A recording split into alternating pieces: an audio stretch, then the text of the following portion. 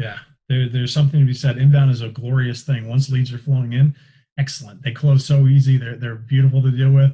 But there's something to be said for saying, I want this many deals this month and going out and getting it via cold. So Exactly. Absolutely.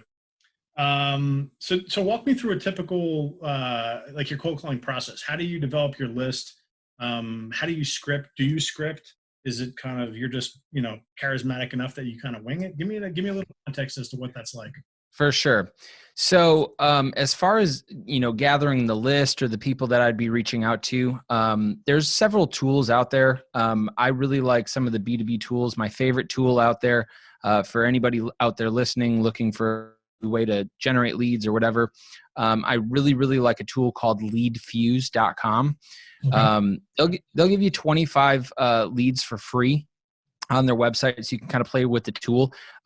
What I can do for you, Ed, is shoot you a special link that I have that actually doubles those leads. Be helpful for your audience. They would end up getting 50 leads. I'm an affiliate for them, no big deal. But it's personally my favorite tool because you can get really granular on who you're reaching out to, so on and so forth. So that's what I like to use. And then as far as actually delivering the dialogue over the phone or whatever when you're actually cold calling somebody, I have I guess a pretty unique approach insofar that I call it the five-step cold calling formula. Really, step one is pretty basic. I think everybody gets this automatically. What's your name? What company are you calling from? And some type of reason for the call. I usually skip that reason for the call. I really enjoy asking people right off that, hey, Ed, it's Jordan over here at Lead Revenue. Did I catch you at a halfway decent time? And more often than not, because you're not really asking somebody, is now a good time or is now a bad time, where they can either go yes or no and kind of totally like close the door on you. Right. We're always busy. Every cold call is just an interruption. So it's always a halfway decent time, or it's not a halfway decent time, which either way makes it a halfway decent time. So more often than not, I'm kind of going around having somebody tell me that they're not interested, they're too busy, call me back, whatever, blowing me off. So, and also sometimes because it is kind of clever, people, give you that little chuckle and they're like, yeah, I guess it's a halfway decent time. Right. So from there, if I'm training or teaching somebody to duplicate this process, people that are listening will have to kind of do their own homework on this, but almost right off the get-go, step 2 of this cold calling formula is to kind of generate interest by asking what I call a pointed question.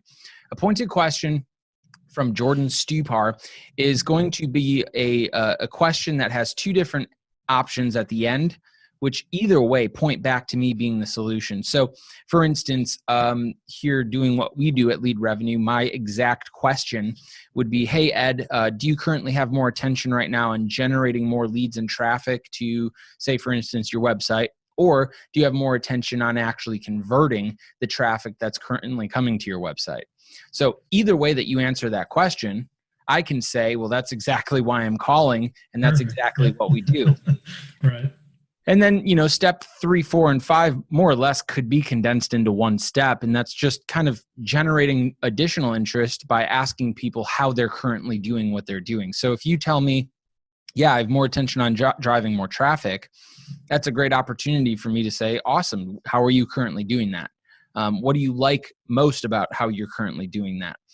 What would you change about it if you possibly could? And it's usually through that series of questions where you start recognizing why you have a problem, how you have a problem, and how I might be able to actually solve it. So it's just a connection there of generating interest. And one of my also kind of favorite parts about asking this pointed question is that it allows me to illustrate or demonstrate that I have an understanding of your business and where your problems are without actually saying that, hey, you have an internet or a traffic problem on your website.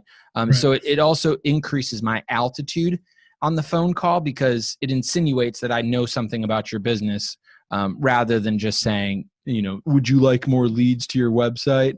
Right. Which is one of those stupid questions, So that's kind of my approach. Okay. After doing it long enough, I do kind of wing it a little bit, but more or less that's the call. Got it. Okay. And how many calls, not how many calls do you make per day, but how many calls per day would you be like, if you didn't make that minimum number of calls, you'd be like, I'm an asshole. I'm not leaving the office today. Is it 100? What's that minimum? Like, all right, I can go home and have a beer. I did my part. Yeah. I mean, my rule of thumb really is 75 calls. Okay. I like, dialing through a CRM or something like that, or something that can help track how much talk time I have as well. I would much rather have 4 phone calls and 5 hours of, meaningful talk time. Yeah. But just we're dialing, we're doing this thing today. 75 is kind of that bare minimum number where, like, if I didn't put up 75 calls, like, yeah, I feel like an idiot. Right. Got it. Okay. Out of those 75, how many are you looking to get into an appointment? So, I mean, generally, just for easy math, I would say for every 100 calls I make, I'm setting anywhere between, 3, maybe 4 appointments, just on average. And from there, you can really bank on 50% of demos scheduled to actually show. Yeah. And then from there, my closing rate is somewhere between 40-50% of, demos that actually show. So, when I'm looking to, generate income and close sales, I can basically reverse engineer all of that back to maybe not 75 phone calls. Maybe I need to make 125 every day. So, I think that's something that salespeople just don't do very often, is look at their numbers and then reverse engineer what their work ethic should actually look like. Right. That's a good point. Talk to me about the types of businesses that you're calling into right now. Are you calling the C-suite, a director of marketing?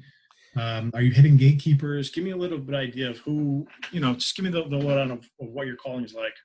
Yeah. So, I reach out to everybody and anybody that I believe has either a bunch of influence in getting a deal done, or the person that actually has the checkbook and the ability to sign a contract. So more often than not, I am reaching out to C-suites, business owners, decision makers.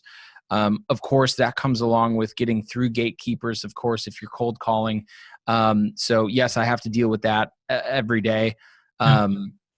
I think a lot of people don't like dealing with gatekeepers. I'm not the biggest fan of it. It's not like I sit here and get enjoyment from having to deal with Susie, the gatekeeper, but there's no silver bullet to getting past the gatekeeper outside of the fact that the only thing you can really do is just be friends with them. I know that, if somebody's looking to contact,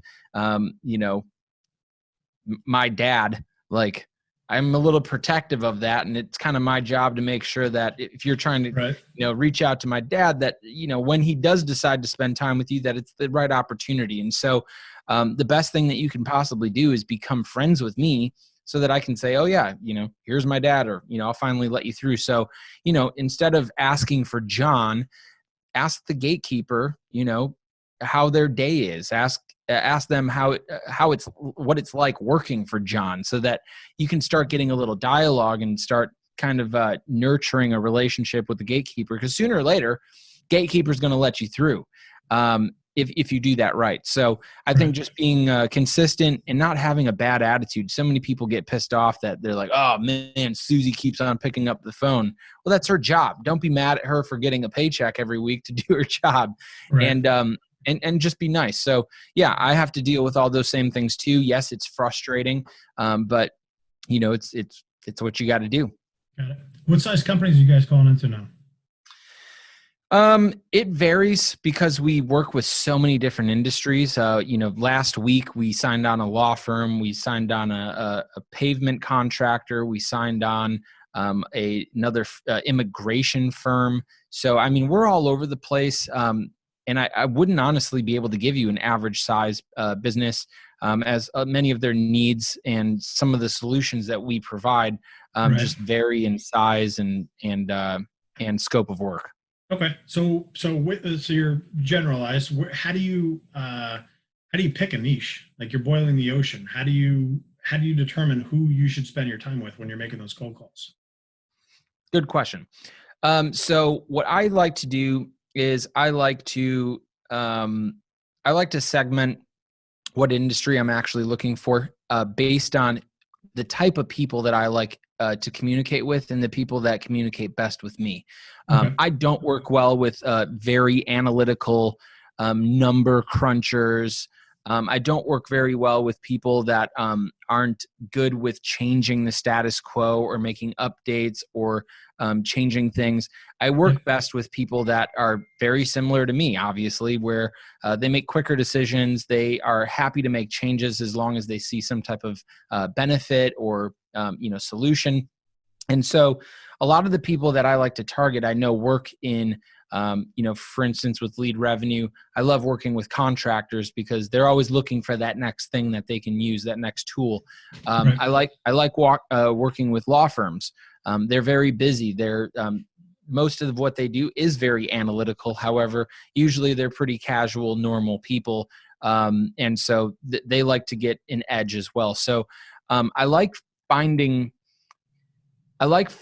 businesses and people that aren't so antiquated, but more often than not, don't have the time or the resources to find the right tools that I provide. So I can show up and I can show them something that is on the newer side, but something that is also at the same time not brand new. Like, one of the products that we sell here is, Live Reply, which is basically a chat widget that goes on a website where our US based live human beings can interact with traffic. And so people are super familiar with bots. They're super familiar with those chat widgets or, whatever, but most of them are either really expensive or use employees to chat, so they're not always on. Bots are sometimes unreliable. They can't have dynamic, comprehensive conversations. So I'm not introducing something that's brand new. I'm just introducing them, a product that is similar to what they have, but much better.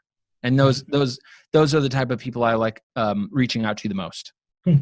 So why don't we actually just go into lead revenue right now? Besides the live chat, what's the other suite of products or services that you guys are offering?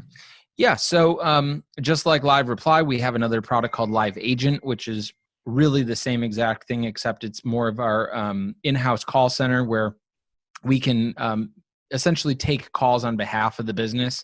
Okay. We can route calls, escalate customer service issues, register attendees for events. I mean, you name it, we can pretty much do that. Is that all inbound or is that outbound as well? That would all be inbound. Okay. Yep. And then from there, we also have a social media product where there's both an organic side for, people that maybe don't want to advertise, but they want to figure out their branding. They want to figure out their message. They want to optimize their Facebook page or whatever. And then we also do social media marketing for clients as well that have an advertising budget and are looking to target specific people. We have another product. One of my favorite ones is called Wow. It's website optimization, where we can either tweak your website, optimize your website, or we can completely rebuild it. We can redesign it using a specific proprietary kind of approach to increasing conversion. I love that. I love all of these things because they're all kind of synonymous with a business. I think a business these days here in 2020 absolutely needs to have an online presence. They absolutely need to be leaving a digital footprint. And they absolutely, more often than not, have no clue how to do it. And even if they did, they don't really have the time to do these things. So those are some of the products that we bring to the table that customers really love because we do it really well. Cool. Is your average customer a one crew roofing company or like a 20 crew roofing company? What size companies would best use your, let's say, like Live Agent or the live chat type products? Good question. So the people that are going to see the best results with products like Live Reply or Live Chat, whatever, those are going to be people that are already receiving quite a bit of traffic. Obviously, if you receive no traffic to your website and you have, people on your website ready to chat, right, you're not going to get any leads. Yeah, I mean, I work with solopreneurs. I also work with larger companies. just really based on what it is that they're looking to accomplish. Some people receive no traffic, and so they don't need products like Live Reply, but instead they increase their advertising budget and start generating traffic.